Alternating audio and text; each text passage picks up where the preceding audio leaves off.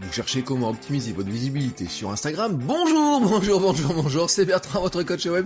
J'espère que vous allez bien, que vous avez la grande patate. Bienvenue dans ce nouvel épisode du podcast, épisode 414. Moi j'ai la grande forme et puis justement sur Instagram je vais mettre une petite story. Je me suis chauffé là juste avant de vous parler en mettant un petit peu de musique à fond, ma petite playlist, se mettre en condition pour enregistrer le podcast. Alors normalement j'en ai pas trop besoin, là j'en ai pas franchement besoin parce que l'énergie est là. Alors vous savez, je fais quelques petits mouvements, j'active mon corps, etc. Et puis j'ai mis de la musique, et là j'ai mis Deluxe, Daniel, etc. en live à l'Olympia. Je peux pas vous mettre l'extrait parce que sinon les droits d'auteur ça passe pas. Mais je vous conseille d'écouter ça sur Spotify. Je vous mettrai peut-être le clip dans les notes de l'épisode. Mais vraiment, vous voyez, c'est le truc, ça m'a motivé. Alors j'ai écouté dans ma playlist, il y a pas que ça, il y a des trucs un petit peu débile, j'ai envie de dire. Voilà, la première musique de la playlist, c'est le Banana Split de Lio avec les Fatal Picard, vous voyez, cette espèce de duo vraiment que j'adore. Oui, vraiment, je vous partage la playlist parce que ouais, elle est vraiment, je dirais pas délirante, mais voilà, elle a de l'énergie. Bon, allez, sur cette petite intro musicale, voilà, je me prends maintenant pour un podcasteur musical. Revenons donc à nos moutons et revenons donc à notre Instagram. L'autre jour, j'ai eu une discussion avec une cliente qui me demandait quelques conseils. On faisait un peu vous voyez, je l'aide pour booster la visibilité de son compte, enfin on travaille ensemble, ses conseils, astuces, etc. Et elle me demandait comment finalement on pouvait booster un peu son compte. Alors je lui ai donné pour moi l'astuce qui est la plus importante, c'est un peu l'astuce ultime du moment, vous voyez, ce n'est pas un hack, mais c'est franchement un conseil qui va influencer directement votre contenu et votre ligne éditoriale. Avant de dire ça, vous savez que j'ai beaucoup parlé d'Instagram, j'ai eu des invités, on a beaucoup parlé, et puis je vais encore en parler parce que j'ai prévu d'avoir d'autres invités parlant d'Instagram, etc.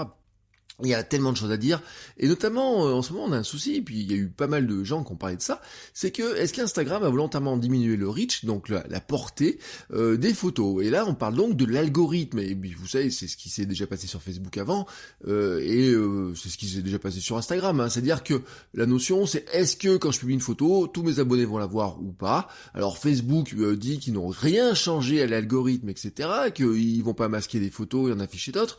Des études disent que oui, et puis ça daterait à partir du printemps, février, mars, avril, une grosse chute, et puis cet été on a trouvé que c'était quand même très calme, et puis on pourrait se dire que de toute façon, plus il y a de contenu sur les réseaux, et moins vous avez de chances d'être vu, car ça augmente la concurrence. C'est un petit peu ce que vous dit Facebook d'ailleurs, sur le truc, ils ont pas dit pas besoin de toucher à l'algorithme, c'est juste que c'est un équilibre global qui se fait, plus il y a de photos, moins les gens ont de temps de regarder votre photo, donc il faut que votre photo soit plus extraordinaire, votre information soit plus extraordinaire pour qu'elle ait une chance d'être plus vue. Alors l'autre jour, je reviens avec cette discussion avec une cliente, et donc c'est une structure que j'accompagne en coaching sur la partie vraiment Instagram, et elle me demandait quelques conseils. Donc on a parlé de choses, par exemple, très classiques dont on a parlé, varier les hashtags qu'on met sur les photos, on a parlé d'utiliser les stories, parce qu'ils n'utilisent pas assez les stories, de partager ses propres photos en stories, mais aussi de partager d'autres photos en stories, par exemple faire un top 5 des photos qu'on aurait préférées, parce que ils ont pas mal d'interactions avec pas mal de gens autour d'eux, jouer l'interaction avec les stickers, donc je l'ai dit, avec mentionner par exemple, faire des petites questions, des petits sondages, des choses comme ça, mentionner d'autres comptes dans ces stories pour être partagés, parce que quand vous mentionnez le compte de quelqu'un dans votre stories, les personnes qui sont mentionnées peuvent repartager ce que vous avez mentionné, la photo que vous avez partagée, ils peuvent le repartager et leur abonner à eux. Donc quand vous partez, par exemple hier je participais à un podcast avec sur le sport, il y avait 3 autres personnes qui participaient, je les ai tous mentionnés, et eux à leur tour ont mentionné le compte, donc finalement on se fait de la pub les uns les autres. Voilà, mais ça ce sont des petits hacks, vous voyez, ce sont des petites astuces, ça booste un petit peu, mais c'est pas tant que ça. Alors on en vient maintenant à ce conseil, vraiment ce conseil, et je vous le dis, c'est pas les petites astuces, les petits trucs comme ça, c'est vraiment, c'est pas un petit hack, vous voyez, de dire ouais tu mets ça, du genre tu testes, non, là vraiment, ce dont je vais vous parler, ça touche vraiment, ça va influencer votre contenu, mais directement votre contenu et votre ligne éditoriale, tout simplement. Qu'est-ce que vous publiez sur votre compte Instagram? Vraiment là, on va toucher à ce point-là, donc j'arrête maintenant de vous faire attendre, voilà.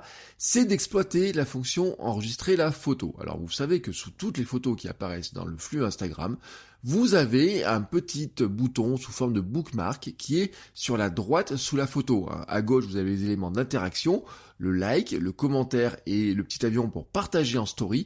Et donc ça c'est les boutons de gauche sur interaction, et à droite vous avez le petit symbole de bookmark. On dit, et on pourrait vérifier, et moi je l'ai vérifié, que l'algorithme privilégie l'interaction. Bon voilà, ça c'est un élément. On sait que quand on a des photos qu'on a interaction, ça a une tendance à les booster. Donc quand on parle d'interaction, on parle de j'aime et de commentaires, mais dans l'interaction, il y a un autre élément qui devient même primordial, c'est ce fameux petit bouton enregistrer, mettre en favori, en bookmark. C'est-à-dire, est-ce que votre contenu est suffisamment intéressant pour être conservé? J'ai regardé mes stats comme ça par curiosité ce matin. Si vous êtes en compte pro, je vous rappelle, vous avez des statistiques qui vous donnent pas mal d'informations. Et j'ai regardé quelles sont les photos qui ont le plus de succès, et j'ai regardé aussi quelles sont les photos qui sont le plus enregistrées. Et ben vous savez quoi? Et ben ça correspond pas à 100%, mais quand même. Une photo qui a eu beaucoup de succès, qui est par exemple une des photos qui a eu le plus de succès. Alors bien sûr il y a les photos un peu émotionnelles, le marathon, etc. Là vraiment, là on a cartonné, et elles font pas partie des photos qui ont été enregistrées, mais une photo qui est anodine, oui c'est une photo de pois chiche, une photo de pois chiche que j'avais fait exploser au four pour faire des pop-corn, et ma photo qui explose les interactions, les partages, etc. Et vous savez quoi? Et ben c'est ma photo qui a été le plus enregistrée. Elle a tout simplement été enregistrée 135 fois, quand les autres sont enregistrés 3, 4, 5, 10 fois, 15 fois, 20 fois. Alors, on pourrait se dire, mais pourquoi cette photo en particulier? Et bien tout simplement parce que elle vous donne une recette de cuisine. Et c'est ça en fait mon conseil, pourquoi je vous dis ça, c'est que il se passe quoi en fait? C'est que quels sont les contenus que vous avez envie de garder quand vous les voyez passer? Et ben ce sont les conseils très intéressants. Et d'un coup, ça va vous expliquer aussi pourquoi il y a des sites, des profils qui vous donnent des conseils qui grimpent à une vitesse incroyable. Alors je pense par exemple à ceux qui donnent des recettes de cuisine, je pense par exemple à des gens, à des kinés, vous savez, je pense à quelqu'un comme Major Mouvement par exemple, qui vous donne des conseils en disant voici les mouvements qu'il faut faire pour améliorer son dos, pour faire du sport, vous voyez, avec bâton 3000, etc. Je pense à des gens dans le sport aussi, il y a des gens qui vous donnent des fiches conseils, quels sont les exercices à faire par exemple pour booster ses abdos, etc. Vous voyez tous ces conseils-là, des recettes de cuisine, tous ces éléments-là, vous voyez tous ces petits conseils qu'on peut garder, qu'on aurait envie de garder, vous mettez ça en enregistré pour retrouver la photo. Et donc, il faut jouer là-dessus, en fait, il faut jouer là-dessus. Et qu'est-ce qui va se passer? Les gens... Il y a deux choses, c'est que en fait, quand vous enregistrez ces éléments que vous enregistrez là, vous mettez en enregistré, vous les trouvez très intéressants, vous avez aussi naturellement plus envie de les partager. Partager sans story, mentionner quelqu'un que vous connaissez dans le commentaire pour le faire venir sur la photo. Bref, en fait, vous jouez aussi la viralité. Alors, comment est-ce qu'on vérifie que c'est le cas ou pas? Si vous avez un compte pro, vous regardez vos statistiques, c'est facile, vous allez dans les stats, vous faites publication, vous savez, vous avez toutes les publications, vous faites publication sur le profil, voir tout, vous faites afficher toutes vos publications pour avoir toutes les stats. Par défaut, elles sont classées par interaction. Maintenant, vous cliquez sur le mot interaction, et qui est tout en haut, vous cliquez dessus, sur cette zone-là, et vous demandez à les classer par enregistrement. Et d'un coup, il va vous classer vos photos par enregistrement. Regardez celles qui ont été le plus enregistrées, et regardez les stats ensuite, c'est-à-dire vous cliquez sur la photo la plus enregistrée, vous regardez les statistiques, et vous regardez si par hasard c'est partie des photos qui ont eu plus de succès en interaction, c'est-à-dire en commentaire, en j'aime, et aussi en partage. Et vous verrez que probablement vous avez une petite corrélation. Et maintenant, regardez un petit peu quelles sont les photos qui ont été le plus partagées. Moi je vous le donne chez moi, ce sont, enregistrés, pas partagés, pardon, mais aussi de fait c'est celle qui a été le plus partagée chez moi. C'est quoi? Ce sont des recettes, des astuces de sport, des conseils photos, certaines citations aussi, oui, il faut le dire, certaines citations un petit peu différentes ont été aussi beaucoup enregistrées et partagées, et quelques rares photos qui ont été, j'ai envie de dire, regardées pour leur beauté. Voilà, une photo par exemple, une course au lever du soleil, etc.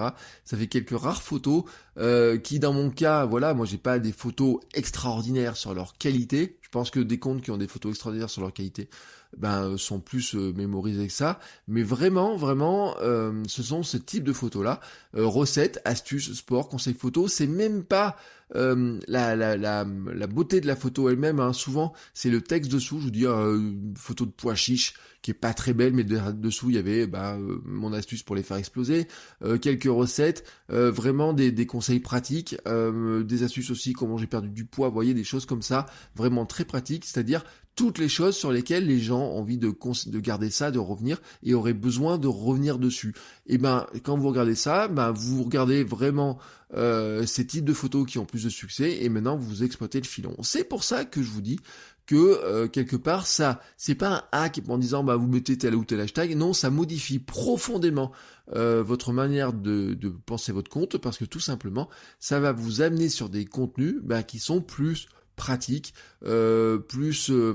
qui vont être conservés. Par exemple pour ma cliente, c'était ça, c'était de dire voilà, t'as très peu de conseils pratiques dans ton compte. Comment est-ce qu'on peut rajouter des conseils pratiques pour voir si par hasard ces conseils-là ne seraient pas enregistrés? Si on les publie un jour idéal en plus, par rapport les jours où les gens ont plus de chances d'en avoir besoin de ce conseil-là, on peut se dire vraiment que ça fait partie des astuces qui peuvent vraiment, vraiment booster la visibilité d'un compte au global, mais surtout de certaines photos. Et quand on arrive à booster certaines photos, bien sûr, on arrive aussi à gagner des fans, parce que on arrive à être découvert. Et sur Instagram, moi je dis souvent qu'il y a relativement peu de viralité, mais on se rend compte quand même que ceux qui donnent des conseils, ceux qui donnent des choses qui se gardent, qui sont pratiques, etc., font fonctionner fortement aussi la viralité. Et on a vraiment des comptes qui le montrent, et j'en avais parlé notamment, rappelez-vous, dans l'épisode avec Tony Neves, cet été dans les hors-séries.